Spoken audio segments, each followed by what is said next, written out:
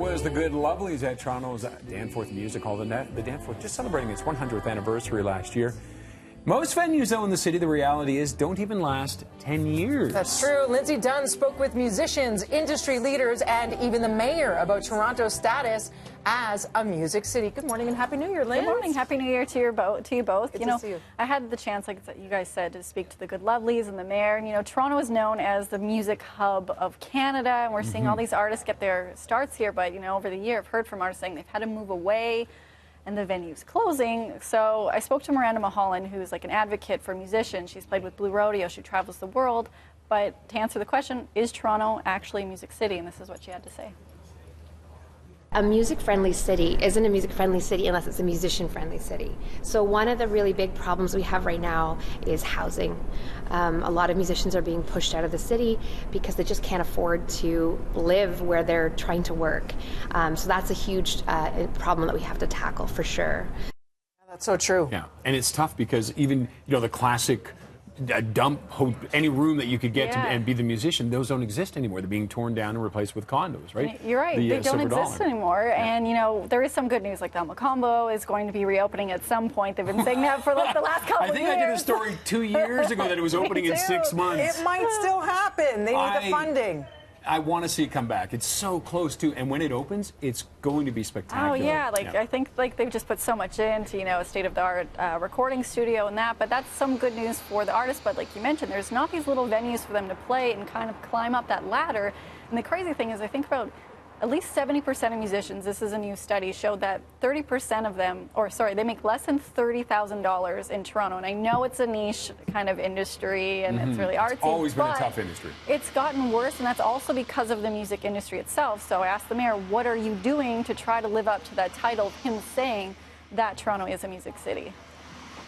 I think one of the main things we're doing right is finding opportunity after opportunity in unconventional places for Toronto artists to be exposed, because in the end, we're not going to finance artists as a city government to be successful. We can help in different ways.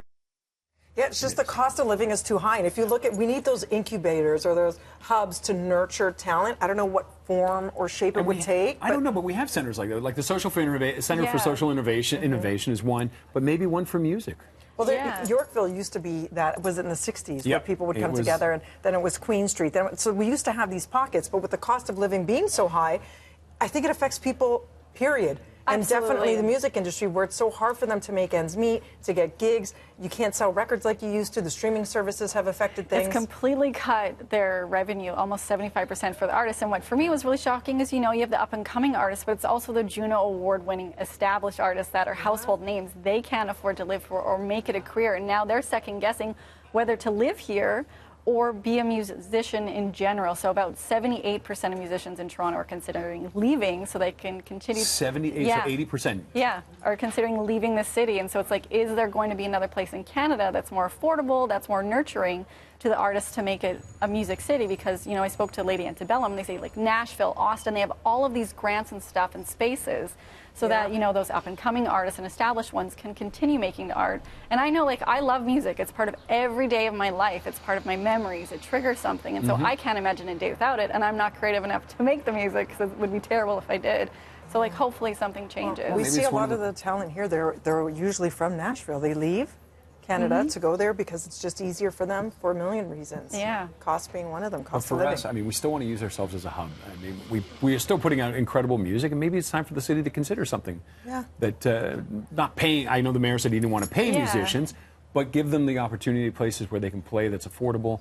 And I know, even talking to some major bands, I remember saying they make no money off their albums. None. It's all the touring. That's the only way they can make their money, is by playing. And now they're touring 300 days of the year or more. And you can't do that. Well, and we take so much pride in these international Canadian superstars, the Biebers, the Drakes, the Weeknd, Shawn Mendes, that they're at the top of the music food chain.